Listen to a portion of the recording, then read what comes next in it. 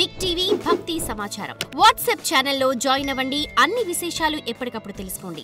భగవంతుని పట్ల మనకున్నటువంటి ఆ అవిభాజ్యమైనటువంటి ప్రేమని, ఆ పరిపూర్ణమైనటువంటి ప్రేమని, భావనని భక్తి అని అంటాము. భక్తి అనేది ఈశ్వరుని చేరుకునేందుకు ఒక గొప్ప సర్వశ్రేష్ఠ మార్గము. ఆ ఈశ్వరుని ప్రేమలో లవలీనమవటము, నిమగ్నమవటము, ఆ ఆనందాన్ని అనుభూతి చేసుకోవటము, ఆ ఈశ్వరునితో కంబైన్డ్ స్వరూపంగా ఉండటము, ఇదంతా కూడా గొప్ప భక్తి. మరి ఆ పరమాత్ముని చేరుకునేందుకు నవవిధ భక్తి మార్గాలు తెలియచేస్తారు. అందులో మనం 1 by 1 చూద్దాము. మనకి భగవద్గీతలో కూడా వస్తుంది, మయ్యేవ మన ఆదత్వ మయి బుద్ధిం నివేశయ నివశస్యసి మయ్యేవ అతవూర్ధ్వం నా సంశయ అనగా ఆ కృష్ణం వందే జగద్గురు, ఆ ఈశ్వరుడు పరమాత్మ మనకి ఎలా తెలియజేస్తున్నారు? మయ్యేవ మన ఆదత్వ మయి బుద్ధిం నివేశయ, నీ మనస్సుని నీ బుద్ధిని నా యందు పెట్టినట్లయితే నువ్వు పూర్తిగా నన్ను పొందగలవు, నా యందే ఉండగలవు. నా ఆశీర్వాదాలని, నా వరదానాలని నీ జీవితంలో ప్రాప్తి చేసుకోగలవు. అలాగే నీ కష్టకాలం యందు నన్ను స్మరించిన, స్మృతి చేసిన, వేరే ఇతర అన్యత్ర ఆలోచన లేకుండా హే పరంపిత పరమాత్మ, జగదీశ్వర, ఈశ్వర, సర్వరక్షక, సర్వలోక మహేశ్వర, నీవే ఆధారము అనేటువంటి నిశ్చయ బుద్ధితో పూర్తిగా మనం ఆ ఈశ్వరుని మీద మన మనస్సుని శరణాగతి చేయగలిగితే, సరెండర్ అవ్వగలిగితే, ఆ పరమాత్ముడు కూడా సర్వవేళలా మనల్ని రక్షించేందుకు సిద్ధంగా ఉన్నారు. మన యోగక్షేమాలను తీసుకునేందుకు కూడా సిద్ధంగా ఉన్నారు. భక్తిలో ఒక అన్యోన్యమైనటువంటి సంబంధము, ప్రేమ, అనురాగము పరమాత్మ పట్ల ఉంటాయి. మరి ఆ నవవిధ భక్తి మార్గాలలో మొదటిది శ్రవణం. ఇది చాలా చక్కటి భక్తి. శ్రవణము అనగా వినడము. ఫస్ట్ మన జీవితంలో మనం ఏదైనా ఆచరించాలి అంటే ముందు మనకి తెలియాలి కదా. ఆ విషయాన్ని మనం వింటేనే కదా మన జీవితంలో మనం ఆచరించగలము. ఇక్కడ వినడం, వినడము అనేది ఒక గొప్ప భక్తి. శృణ్వం తపః, వినడము అనేది తపస్సుతో సమానము. ఎందుకని? మనము ఈ కర్మేంద్రియాల ద్వారా, ఈ చెవుల ద్వారా, ఈ కనుల ద్వారా ఏదైతే చూస్తామో, వింటామో అది మన మనస్సులోకి ప్రవేశిస్తుంది. On the screen of our mind enter అవుతుంది. ఇది అందరికీ తెలిసిందే. మరి ఇక్కడ భగవంతుని యొక్క ప్రేమని, భగవంతుని యొక్క సర్వశక్తి స్వరూపాన్ని, భగవంతుని యొక్క లీలలని, భగవంతుని యొక్క అనంతమైనటువంటి కరుణ, కృపా కటాక్షాన్ని, ఆ ఈశ్వరుని ప్రేమలో లవలీనమైపోతే అది ఎలా మన జీవితాన్ని దుఃఖము, అశాంతి నుంచి సుఖశాంతిలోకి తీసుకొని వెళ్తుంది అనేటువంటి ఉత్తమోత్తమైనటువంటి మహావాక్యాలని మనం విన్నప్పుడు, దాన్ని అనుభవించినప్పుడు అది ఎంతో గొప్పటి చక్క భక్తి అవుతుంది. మనకు ఏదైనా ఒక ఇష్టమైన మధురమైన పదార్థం ఉందనుకోండి, దాన్ని ఎంత ఆహా ఓహో అని ఆనందాన్ని అనుభవిస్తూ దాని రుచిని ఆస్వాదిస్తాం కదా. అలాగే ఇక్కడ శ్రవణము కూడా ఒక గొప్పది, తీయనైనటువంటి భక్తి. ఇప్పటి వరకు మనం ఏవేవో వ్యర్థ విషయాలని, చెడు విషయాలని వింటూ ఉంటే అది మన మనస్సుని కలుషితం చేస్తుంది. అలా కాకుండా ఈశ్వరుని యొక్క అనంతమైనటువంటి అపారమైనటువంటి మహిమని, అలాగే ఆయన అష్ట దరిద్రాలన్నింటినీ పోగొట్టి అష్ట ఐశ్వర్యాలని ఎలా ప్రసాదిస్తారో అటువంటి గొప్ప మహావాక్యాలని మనస్సు ద్వారా మనం విన్నప్పుడు ఎంతో పరమాత్మ ప్రేమలో మనం తాదాత్మకం చెందగలం. అలాగే ఈ ఆత్మ జీవుడు ఎన్ని జన్మల నుంచి ఈ సంసార భ్రమణ చక్రంలో, ఈ జనన మరణ చక్రంలో ఉన్నారో ఆ ఈశ్వరునికే తెలుసు. మరి ఈ సంసార భ్రమణ చక్రం నుంచి, ఈ పునరపి జననం పునరపి మరణం పునరపి జనని జఠరే శయనం ఇహ సంసారే బహుదుస్సారే, ఈ సైకిల్ నుంచి బయటపడాలి అంటే ఆ పరమాత్మ యొక్క అనంతమైన జ్ఞానాన్ని వినాలి. 2 చెవులు అప్పగించి వినాలి. ఇలా వింటూ వింటూ ఉంటే మనస్సు ఎంతో ఆనందాన్ని, శాంతిని పొందుతుంది. కాబట్టి ఇక్కడ చాయిస్ మన చేతిలో. అందుకే చూడండి, మహాభక్తుల యొక్క వాళ్ళ ముఖము కానీ, వాళ్ళ యొక్క రూపము స్వరూపము కానీ ఎంత హర్షిత ముఖంగా ఉండి అది ఎంతో మందికి ఆనందాన్ని ఇచ్చే స్వరూపంగా ఉంటుంది. కాబట్టి వినాలి, మంచి వినాలి, పరమాత్మ యొక్క మహిమలు వినాలి. కానీ ఈరోజు కాలం మారిపోయింది అని అనద్దు.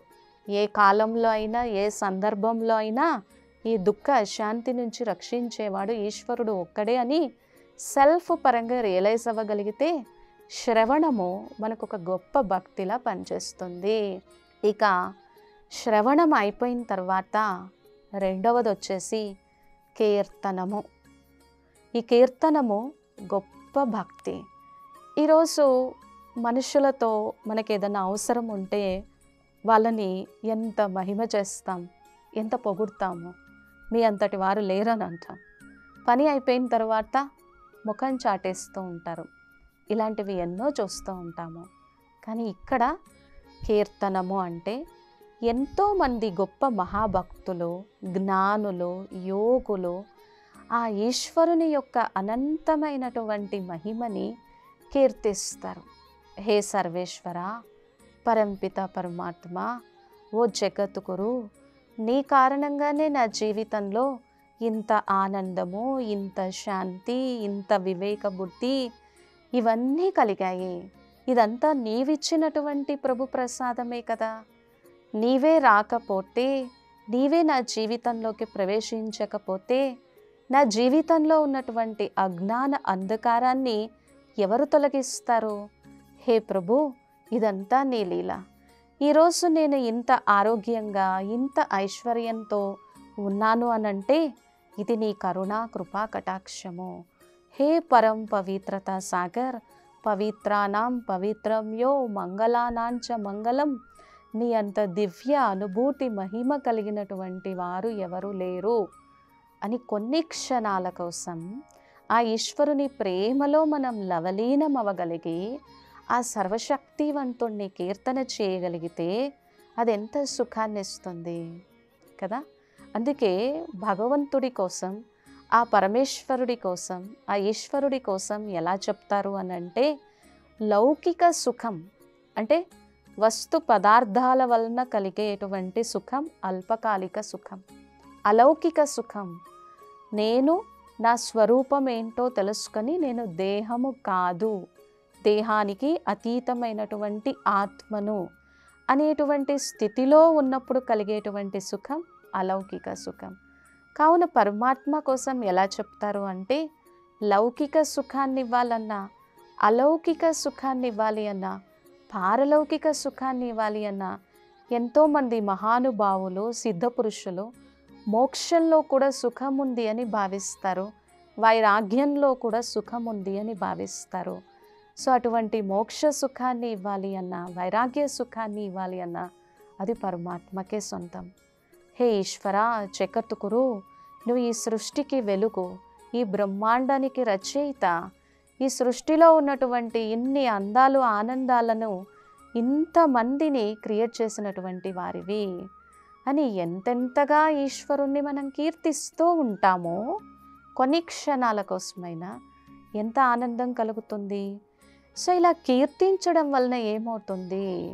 భగవంతుని యొక్క ఉత్తమోత్తమమైనటువంటి దివ్య శక్తిని మనం కీర్తించడం వలన అటువంటి చక్కటి అనుభూతిని పొందుతాము. అందుకని కొంతమంది మహాపురుషుల్ని, దివ్య పురుషుల్ని చూసినప్పుడు వాళ్ళ కర్మేంద్రియాలు కూడా ఎంత శీతలంగా ఉంటాయి. వాళ్ళు ఎంత దూరం వెళ్తే అంతవరకు పవిత్రత ప్రకాశము, దివ్య ప్రకాశము వ్యాపిస్తూ ఉంటుంది. వాళ్ళ వెలుగు, వాళ్ళ చైతన్యము సృష్టికి ఎంతగా ఉపయోగపడుతుంది. కారణం ఆ ఈశ్వరుణ్ణి కీర్తించగా కీర్తించగా వచ్చినటువంటి ఆ సుఖాన్ని, అనుభూతిని వాళ్ళు ఆనందించారు కాబట్టే అది కీర్తనం.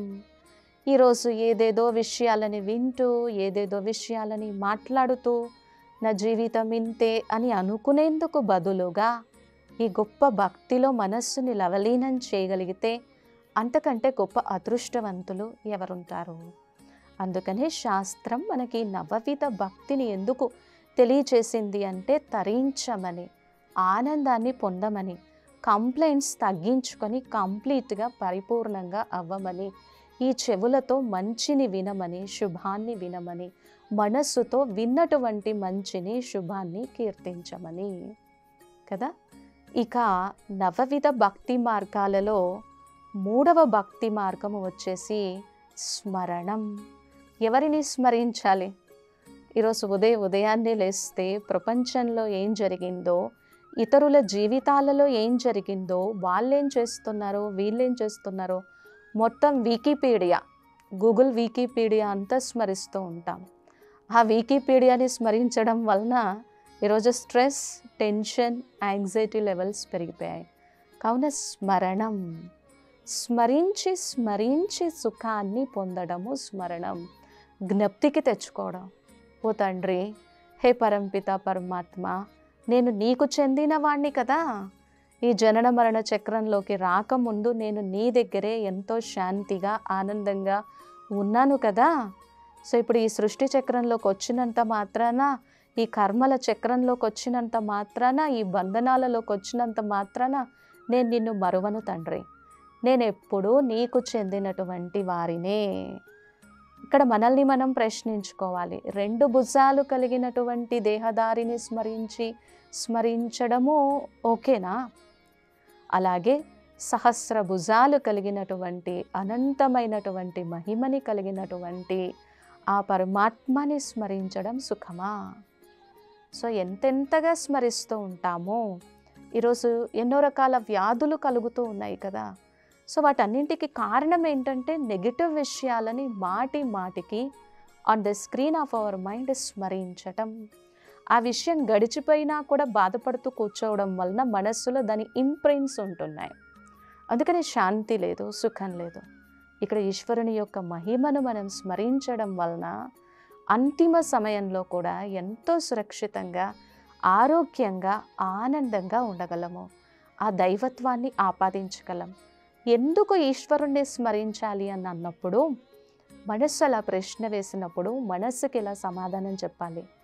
ఈశ్వరుడు ఒక్కరే మనల్ని ఎంతో గొప్ప, ఉన్నత, శ్రేష్ఠ దృష్టితో చూడగలిగినటువంటి వారు. ఆయన కాకుండా ఇంకెవరూ చూడలేరు. అందుకే భగవద్గీతలో కూడా పరమాత్ముడు అర్జునుడి కోసం చెప్పేటప్పుడు, ఓ దైవీ గుణాల సంపద కలిగినటువంటి దైవ కులానికి చెందినటువంటి హే ఆత్మన్, అలాగే మాయని జయించగలిగినటువంటి ఓ సర్వశ్రేష్ఠ హే ఆత్మన్ అని పరమాత్మ ఉద్దేశించి మాట్లాడరే కానీ ఎప్పుడు బలహీన వచనాలు ఎప్పుడూ ఉపయోగించలేదు. కావున ఆ ఈశ్వరుని మహిమను ఎంతెంతగా స్మరిస్తూ ఉంటామో అంతంతగా ఆనందాన్ని పొందుతాము. ఇక్కడ చాయిస్ మన చేతిలోనే ఉంది. వ్యర్థ విషయాలని స్మరిస్తూ బాధపడుతూ కూర్చొని నా తలరాత ఇంతే అనుకోవాలా? పరమాత్మని మహిమని, మంచి వ్యక్తుల జీవితంలో జరిగినటువంటి విషయాలని, సంఘటనలని స్మరిస్తూ నా అంత భాగ్యశాలి ఆత్మ ఇంకెవరూ లేరు అని ముందుకు వెళ్ళడము చేయాలా అనేది నా చేతిలో ఉంది. కాబట్టి స్మరణం, స్మరించి స్మరించి సుఖాన్ని పొందాలి. ఎంతోమంది యోగులు, సిద్ధ పురుషులు, మహానాత్మలు జన్మించినటువంటి, తిరిగినటువంటి భూమి. ఆదిశంకరాచార్యుని తీసుకుంటే ఆయన 8 సంవత్సరాల వయస్సులోనే సన్యసించి మొత్తం భారతదేశాన్ని అంతటినీ కూడా తిరిగి ఎంతో సేవ చేసి సనాతన ధర్మాన్ని నిలబెట్టినటువంటి గొప్ప మహనీయులు. అలాగే ఈ బ్రహ్మకుమారిస్ ఆర్గనైజేషన్లో కూడా ఎంతోమంది నిరంతరము పరమాత్మ నుంచి వచ్చేటువంటి సుఖాన్ని పొందినటువంటి, స్మరించినటువంటి సర్వశ్రేష్ఠ మహనీయులు ఎంతోమంది ఉన్నారు. సో చాలామంది దాదీస్ ఎంతోమంది శ్వాస శ్వాసలో కూడా ఆ ఈశ్వరుని యొక్క శక్తిని, జ్ఞానాన్ని స్మరించి సుఖాన్ని పొందినటువంటి ఎంతోమంది దాదీస్, ఎంతోమంది రాజయోగినీలు ఉన్నారు.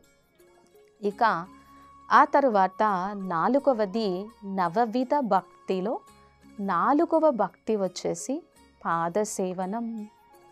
ఇక్కడ పాదసేవనము అంటే జనరల్గా అందరూ ఆలోచిస్తారు, పాదాలను పట్టుకుంటే చాలు పాదసేవనం చేశాము, ఆ పాదాలకే ఎంతో గొప్ప మహిమ ఉంది, ఇంకేం చేయాలి అని అనుకుంటారు. వాస్తవానికి సైన్స్ ఎలా చెప్తుంది అని అంటే, ఉన్నత పురుషులు అలాగే మహాన్ యోగి ఆత్మల యొక్క వైబ్రేషన్స్ ఆ సర్వేశ్వరుని యొక్క స్మృతిలో ఉండడం వలన తల పైనరం నుంచి కాలి భాగం వరకు కూడా ఆ శక్తి అంతా వ్యాపించి ఉంటుంది. కాబట్టి పాదాలకు అలా అర్చన చేస్తారు. కానీ ఇక్కడ ఇంకొక గుహ్య అర్థం ఏంటి అని అంటే, భగవంతుడు ఎలా జీవించమని చెప్పారో, ఎలా జీవిస్తే మనం ఎప్పుడూ సుఖంగా ఉంటామో ఆ ఈశ్వరుడు గీచినటువంటి మార్గంలో మనం అడుగులు వేయటం. ఎంతోమంది మహాపురుషులు, సిద్ధపురుషులు, సర్వశ్రేష్ఠ యోగులు, రాజయోగులు ఏ విధంగా నడిచి ఉత్తమ సంస్కారాన్ని నింపుకొని విశ్వ కళ్యాణ కార్యంలో భాగమయ్యారో, మనం కూడా వాళ్ళ పాదాలలో అడుగులు వేయటము, ఆ ఈశ్వరుడు గీచినటువంటి రక్షణ మార్గంలో సురక్షితంగా ఉండటం, లక్ష్మణ రేఖను దాటకుండా ఉండటము, అది పాదసేవనం. సో ఎప్పుడైతే ఇలా మన జీవితంలో మనం ఆచరిస్తామో అప్పుడు ఎప్పుడూ రక్షణ వలయంలోనే ఉంటాం, అప్పుడు ఎప్పుడూ జగద్గురు అయినటువంటి పరమాత్ముని యొక్క ఛత్రఛాయలోనే ఉంటాం. కావున ఈ భక్తి మనల్ని తరింపచేస్తుంది, ఈ భక్తి మనకి తెలియని ఆనందాన్ని ఇస్తుంది, ఈ భక్తి పరమాత్మునికి దగ్గరగా చేసి అలౌకిక ఆనందం యొక్క అనుభూతిని ఇస్తుంది. ఇక మిగిలినటువంటి 5 రకాల నవవిధ భక్తులని నెక్స్ట్ ఎపిసోడ్లో చూద్దాము. For more videos like this, subscribe Big TV channel.